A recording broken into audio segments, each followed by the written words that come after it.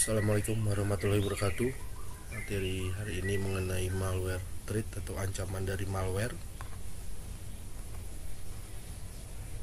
Malware ini adalah perangkat lunak berbahaya yang merusak atau menonaktifkan sistem komputer dan memberikan kontrol terbatas atau penuh atas sistem pada penciptanya untuk pencurian atau penipuan. Termasuk malware itu virus, bom, trojan, rootkit, backdoor, botnet, ransomware, spyware, adware, skyware, scrapware, rogueware, crypter, keylogger, dan lain-lain. Malware ini dapat menghapus file, memperlambat komputer, mencuri informasi pribadi, mengirim spam, dan melakukan penipuan. Malware dapat melakukan berbagai aktivitas berbahaya, mulai dari iklan email hingga pencurian identitas dan pencurian kata sandi.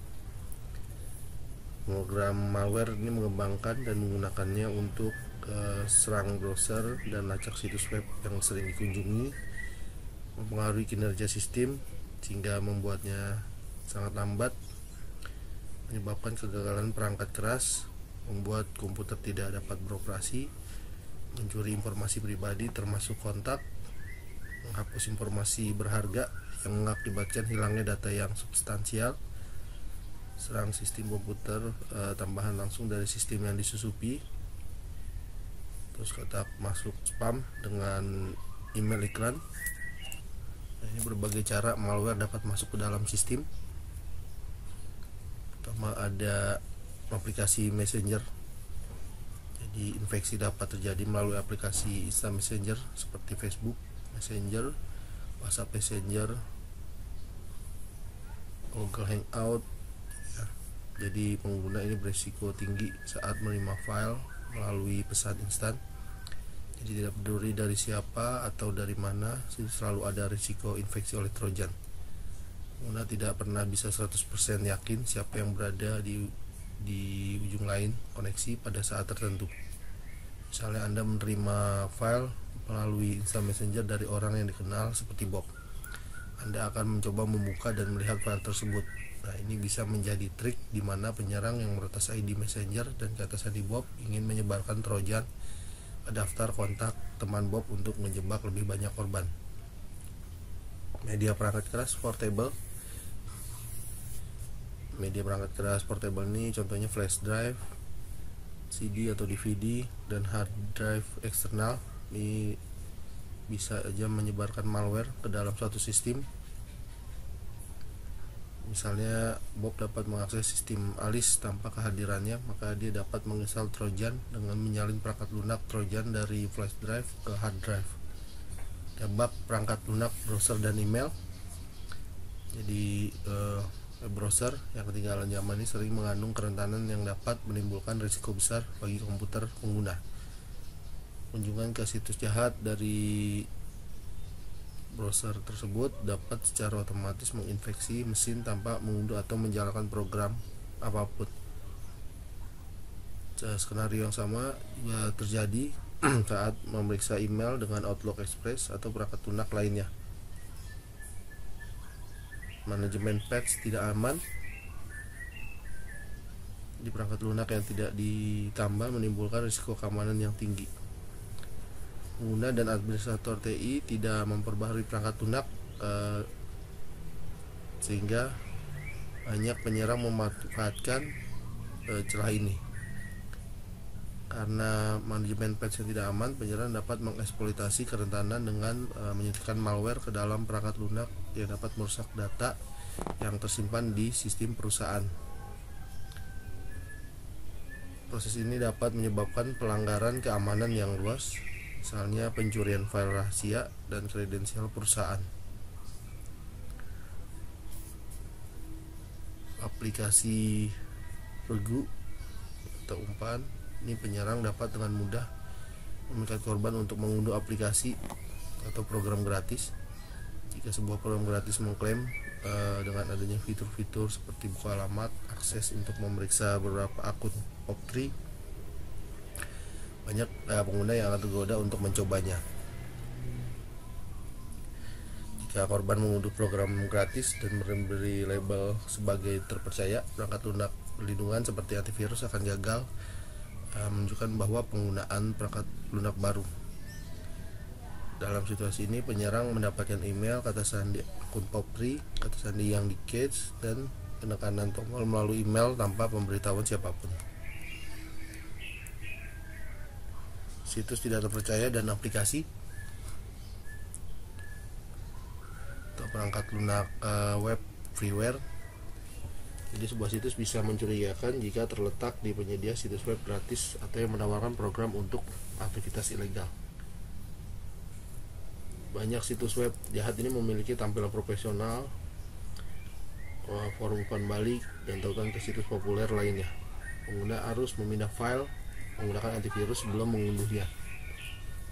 Hanya karena situs web tersebut terlihat profesional tidak berarti situs tersebut aman. Mengunduh file dari internet. Jadi Trojan memasuki sistem ketika pengguna mengunduh aplikasi berbasis internet seperti pemutar musik, file, film, game, kartu ucapan, dan screen saver dari situs web jahat. Makro Microsoft Word dan Excel juga digunakan secara efektif untuk mentransfer malware untuk mengunduh file MS Word atau Excel yang berbahaya, dan ini dapat menginfeksi sistem. Malware juga dapat disematkan dalam format file audio atau video. Lampiran email adalah media yang paling umum untuk mengirim malware. Lampiran ini dapat berupa apapun, dan penyerang menggunakan ini untuk mengelabui korban agar mengklik dan mengunduh lampiran.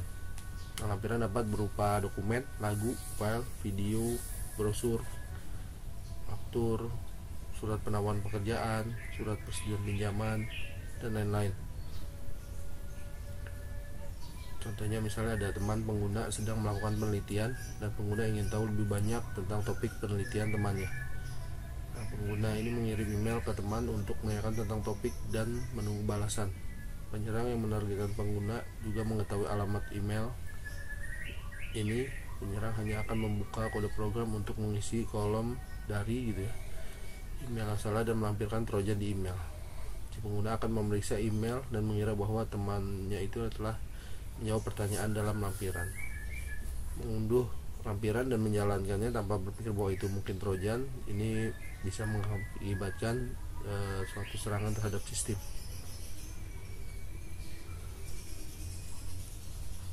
Network propagasi jaringan. Ini adalah keamanan jaringan adalah garis pertahanan pertama dalam mencegah sistem informasi dari insiden peretasan. Namun karena berbagai alasan seperti penggantian firewall jaringan, kesalahan faktor operator terkadang sengaja atau tidak sengaja memungkinkan lalu lintas internet tanpa filter ini bisa masuk ke dalam jaringan internal atau pribadi. File sharing. Penyerang juga dapat menggunakan serangan DOS untuk mematikan sistem dan memaksa reboot sehingga trojan dapat segera restart sendiri. Nah, untuk mencegah serangan seperti ini, pastikan properti berbagai file dinonaktifkan. Instalasi oleh malware lain. Malware yang dapat memerintah dan mengontrol seringkali dapat terhubung kembali ke situs operator malware menggunakan protokol penelusuran umum. Fungsionalitas ini memungkinkan malware di jaringan internal untuk menerima perangkat lunak dan perintah dari luar.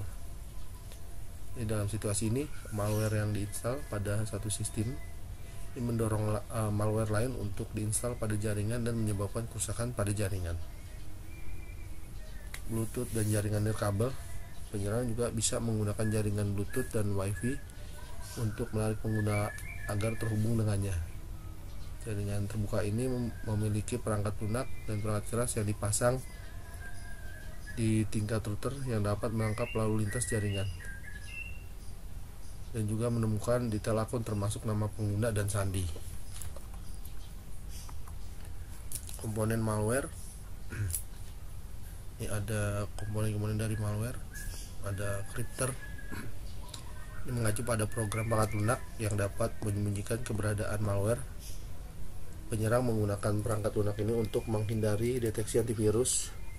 Jadi ini melindungi malware dari menjalani rekayasa balik atau analisis sehingga sulit dideteksi oleh mekanisme keamanan. Downloader ini jenis trojan yang mengunduh malware lain atau kode dan file berbahaya dari internet ke PC atau perangkat. Biasanya penyerang menginstal pengunduh ketika mereka pertama kali mendapatkan akses ke suatu sistem. Dropper, ini penyerang perlu menginstal program atau kode malware pada sistem untuk menjalankannya. Dan program ini dapat melakukan tugas penginstalan secara diam-diam.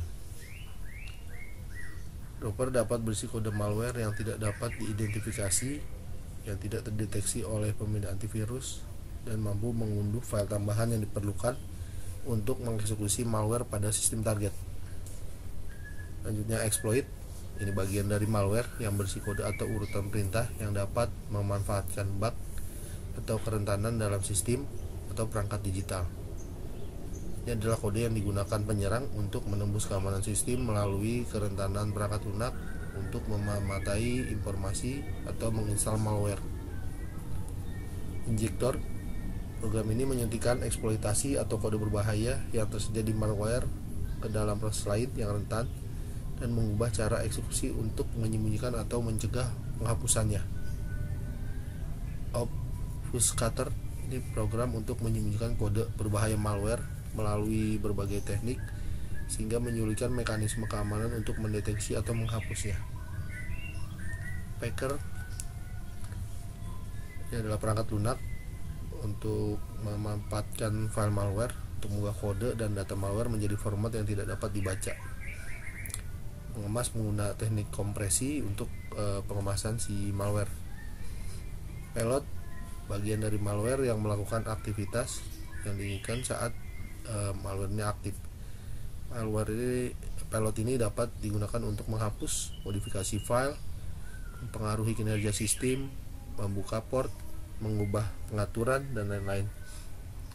Malicious code, ini adalah bagian dari kode yang mendefinisikan fungsionalitas dasar malware dan terdiri dari perintah yang mengakibatkan pelanggaran keamanan.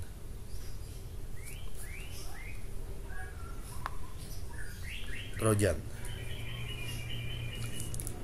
adalah program di mana kode berbahaya atau berbahaya terkandung di dalam program atau data yang tampaknya tidak berbahaya, sehingga dapat dikendalikan dan menyebabkan kerusakan, seperti merusak tabel alokasi file pada hard disk. Penyerang menggunakan Trojan untuk mengelabui korban agar melakukan tindakan yang telah ditentukan. Trojan diaktifkan pada tindakan spesifik yang telah ditentukan, seperti menginstal perangkat lunak berbahaya secara tidak sengaja, mengklik tautan berbahaya, dan lain-lain. Misalnya di sini pengguna dapat mengunduh file yang tampak seperti film, tapi ketika dijalankan ini mengeluarkan program berbahaya yang menghapus hard drive atau mengirimkan nomor kartu kredit dan kata sandi ke penyerang.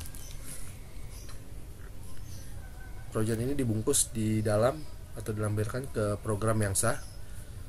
Jadi artinya program tersebut memiliki fungsional yang tidak terlihat oleh pengguna. Penyerang menggunakan korban sebagai perantara tanpa disadari untuk menyerang orang lain.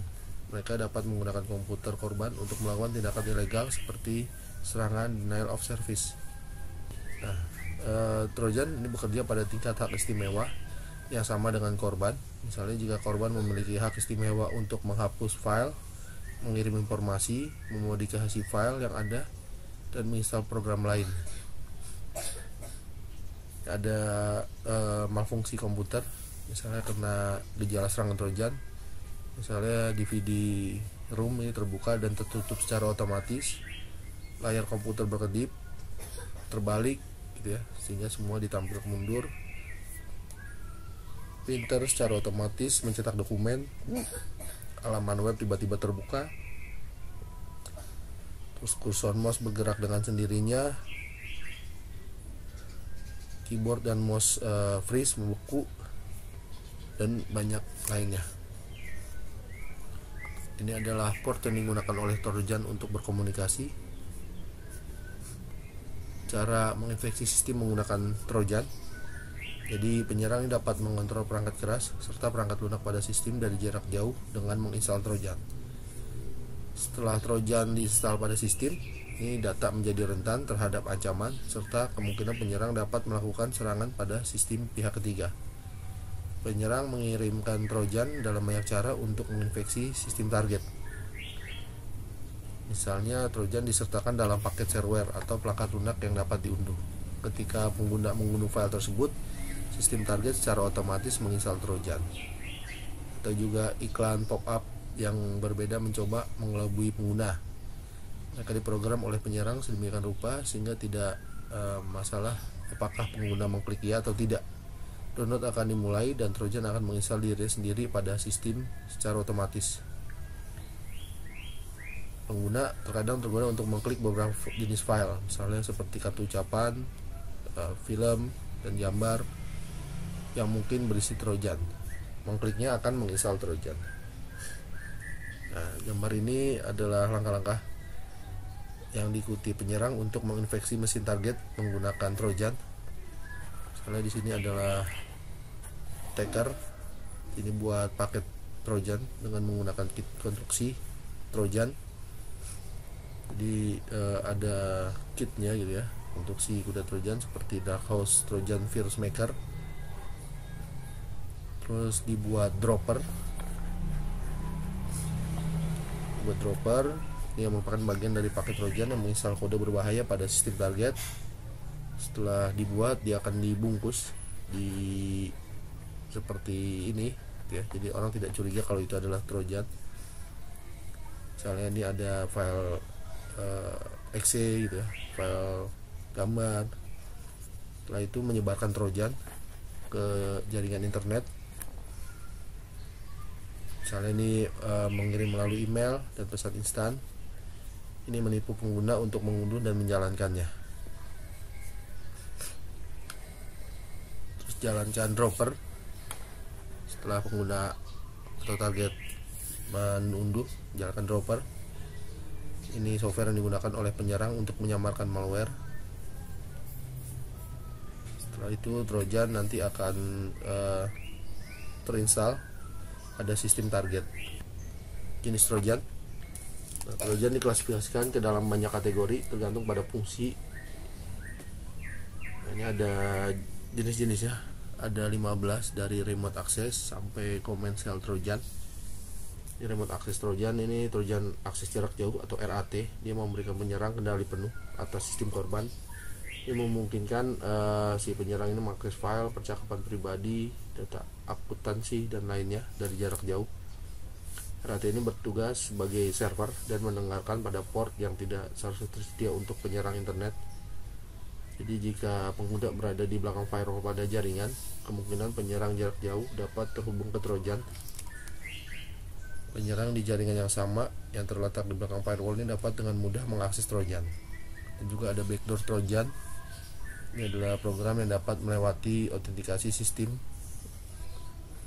atau mekanisme sistem konvensional, misalnya seperti IDS, firewall, dan lain-lain tanpa terdeteksi. Jadi dalam serangan ini peretas memanfaatkan program backdoor atau pintu belakang untuk mengakses komputer atau jaringan korban. Ada juga botnet Trojan. Di sebagian besar serangan keamanan informasi ini melibatkan botnet. Penyerang menggunakan Trojan botnet untuk menginfeksi sejumlah besar komputer di seluruh dunia untuk membuat jaringan bot dan dapat dikontrol melalui command and control. Jadi mereka menipu pengguna komputer biasa untuk mengunduh file yang terinfeksi Trojan ke sistem mereka melalui phishing, melalui peretasan, pengalihan URL, dan lainnya. Setelah pengguna mengunduh dan menjalankan Trojan botnet ini di sistem, yang menghubungkan kembali ke penyerang. Beberapa Trojan botnet juga memiliki fitur worm dan secara otomatis menyebar ke sistem lain dalam jaringan. Ini membantu penyerang untuk meluncurkan berbagai serangan dan melakukan aktivitas jahat seperti serangan denial of service, spam, penipuan, pencurian nomor seri aplikasi, dan lain sebagainya.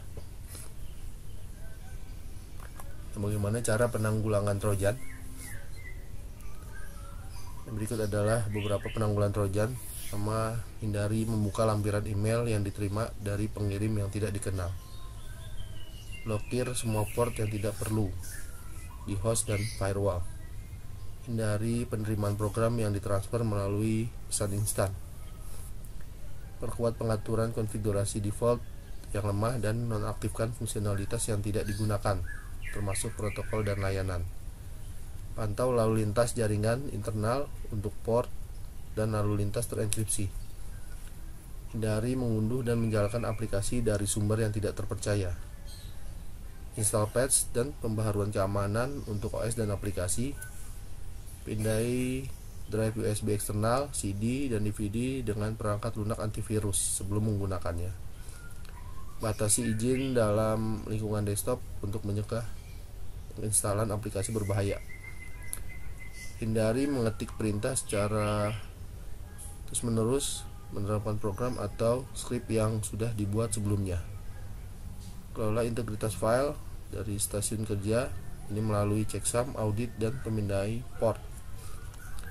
Terakhir, jalankan antivirus dan perangkat lunak pendeteksi untuk penyusupan ini berbasis host.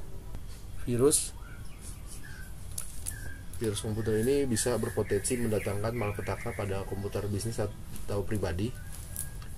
Masa hidup virus ini tergantung pada kemampuannya untuk mereproduksi dirinya sendiri. Oleh karena itu, penyerang merancang setiap kode virus sedemikian rupa sehingga virus mereplikasi dirinya sendiri. Virus komputer adalah program mereplikasi diri yang menghasilkan kodenya dengan menempelkan salinan dirinya ke kode lain yang dapat dieksekusi dan beroperasi tanpa sepengetahuan atau keinginan pengguna. Ini seperti virus biologis, virus komputer itu menular dan dapat mencemari file lain. Dan virus dapat menginfeksi mesin luar hanya dengan bantuan pengguna komputer. Nah, ciri-ciri virus, kinerja komputer terpengaruh karena infeksi virus. Infeksi ini dapat menyebabkan hilangnya data, sistem crash, dan korupsi dari file. Ini ciri-ciri virus, dia menginfeksi program lain, mengubah diri sendiri, mengenkripsi dirinya sendiri, merusak data, file dan program, dan juga replikasi dirinya. Tujuan membuat virus, penyerang membuat virus dengan motif buruk. Penyerang membuat virus untuk menghancurkan data perusahaan sebagai tindakan vandalisme atau untuk menghancurkan produk perusahaan. Namun dalam beberapa kasus virus membantu sistem. Ini beberapa tujuan membuat virus oleh penyerang, misalnya menimbulkan kerusakan pada pesaing, manfaat finansial, vandalisme, prank, proyek penelitian, terorisme siber, sebarang pesan politik, merusak jaringan atau komputer untuk mendapatkan akses jarak jauh dari komputer program. Selanjutnya tahapan kehidupan virus. Ini ada 6 tahapan kehidupan virus. Misalnya dari awal desain dulu, ini mengembangkan kode virus menggunakan bahasa pemrograman atau kit konstruksi. Selanjutnya replikasi, virus bereplikasi untuk jangka waktu tertentu di dalam sistem target dan kemudian menyebar dengan sendirinya. Launch atau meluncurkan, ini diaktifkan dengan pengguna melakukan tindakan tertentu seperti menjalankan program yang terinfeksi. Selanjutnya deteksi, virus diidentifikasi sebagai ancaman yang menginfeksi sistem target. Incorporation, pengembang perangkat lunak antivirus mengasimilasi pertahanan terhadap virus.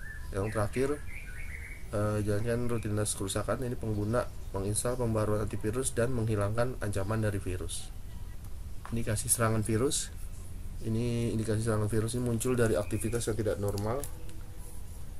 Di aktivitas abnormal ini mencerminkan sifat virus dengan mengganggu aliran reguler suatu program atau proses, namun tidak semua bug yang dibuat berkontribusi dalam penyerangan sistem. Mereka mungkin saja hanya positif palsu gitu ya, false positif. Misalnya jika sistem berjalan lebih lambat dari biasanya, orang mungkin berasumsi bahwa virus mempengaruhi sistem, tapi alasannya mungkin program yang berlebih. Jadi belum tentu kerja lambat karena adanya virus. Jadi ketika virus menginfeksi komputer, korban atau pengguna akan dapat mengidentifikasi beberapa indikasi adanya infeksi virus. Ini ada beberapa indikasi virus komputer. Proses membutuhkan lebih banyak sumber daya dan waktu. Ini menghasilkan penurunan kinerja. Komputer berbunyi bip tanpa tampilan. Label drive berubah dan tidak dapat memuat OS. Peringatan antivirus yang tidak konstan. Komputer sering hang atau beku atau mengalami kesalahan seperti SOD. Blue screen of death. File dan folder hilang. Aktivitas hard drive yang mencurigakan. Jendela browser yang freeze atau membeku. Kurangnya ruang penyimpanan. Iklan dan jendela pop-up yang tidak diinginkan. Nah, ini bagaimana komputer bisa terinfeksi virus. Untuk mengidentifikasi sistem virus itu harus masuk setelah pengguna mengunduh dan menginstal virus dari sumber apapun dan dalam bentuk apapun. Virus mereplikasi dirinya ke program lain. Kemudian virus dapat mengidentifikasi atau dapat menginfeksi komputer dengan berbagai cara. Nah, ini caranya. Pertama, unduhan. Di penyerang memasukkan file virus ke dalam program perangkat lunak populer dan mengunggahnya ke situs web. Jadi ketika pengguna tanpa sadar mengunduh perangkat lunak yang terinfeksi ini dan menginstal sistem, maka akan terinfeksi. Lampiran email. Penyerang biasanya mengirim email yang sudah terinfeksi virus sebagai lampiran dan menyebarkan virus pada sistem korban.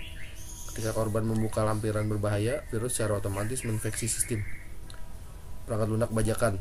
Menginstal versi perangkat lunak yang sudah di-crack gitu ya, misalnya OS, Adobe, Microsoft Office.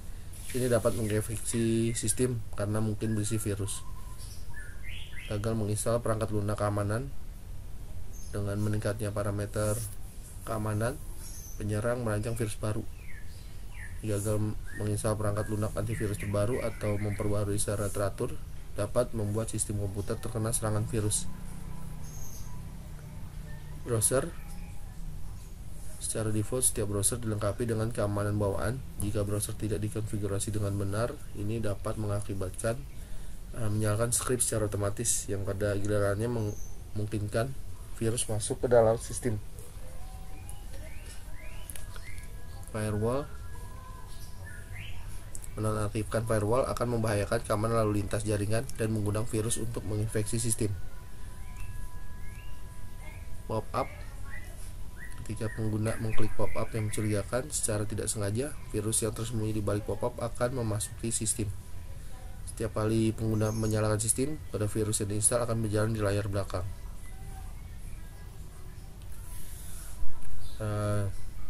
Media yang dapat dilepas. Jadi ketika sistem yang saat dikaitkan dengan media yang dapat dipindahkan yang terinfeksi virus, misalnya CD, DVD, drive USB, virus menyebar ke sana. Akses jaringan ini menghubungkan ke jaringan WiFi yang tidak terpercaya, membiarkan pengaturan Bluetooth aktif atau mengizinkan program berbagi file yang diakses secara terbuka akan memungkinkan virus mengambil alih perangkat. Selanjutnya worm atau cacing. Ini adalah program jahat mandiri yang mereplikasi, mengeksekusi dan menyebar di seluruh koneksi jaringan secara independen tanpa campur tangan manusia.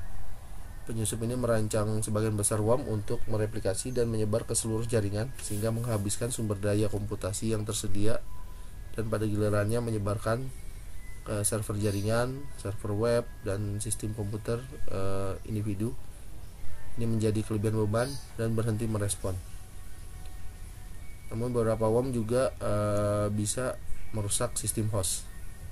Worm ini adalah subtype dari virus. Worm tidak memerlukan host untuk mereplikasi, tapi dalam beberapa kasus mesin host worm juga menginfeksi.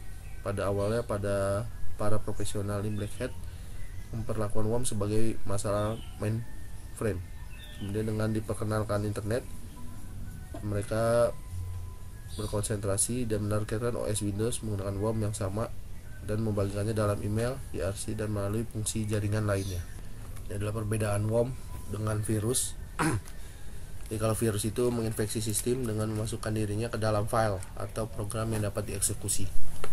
Worm menginfeksi sistem dengan mengeksploitasi kerentanan dalam OS atau aplikasi dengan mereplikasi dirinya sendiri. Virus menghapus atau mengubah konten dalam file atau mengubah lokasi file di dalam sistem. Dengan worm biasanya tidak memodifikasi program yang disimpan, hanya mengeksploitasi CPU dan memori. Virus mengubah cara sistem komputer beroperasi tanpa sepengetahuan atau persetujuan pengguna. Sedangkan worm ini menghabiskan bandwidth jaringan, memori sistem dan lain-lain, server dan jaringan dan sistem komputer yang terlalu membebani. Virus tidak dapat menyebar ke komputer lain kecuali file yang terinfeksi direplikasi dan dikirim ke komputer lain. Sedangkan worm dapat mereplikasi dirinya sendiri dan menyebar dengan menggunakan IRC, Outlook, atau program mailing lain yang berlaku setelah diinstal dalam sistem. Virus menyebar dengan kecepatan yang seragam seperti yang sudah diprogram, sedangkan worm menyebar lebih cepat daripada virus. Virus sulit dihapus dari mesin yang terinfeksi, sedangkan worm dapat dihapus dengan mudah dari sistem. Bagaimana cara penanggulangan virus dan worm? Ini ada beberapa cara penanggulangan virus dan worm. Install perangkat lunak antivirus yang mendeteksi dan menghapus infeksi saat muncul. Buat kebijakan antivirus untuk komputasi yang aman dan didistribusikan ke staf. Perhatikan instruksi saat mengunduh file atau program apapun dari internet. Dan perbarui perangkat lunak antivirus secara teratur. Terdapat informasi tentang ancaman virus terbaru. Pastikan pemblokiran pop-up, dan berhati-hatilah dengan file yang dikirim melalui aplikasi Instant Messenger. Terima kasih.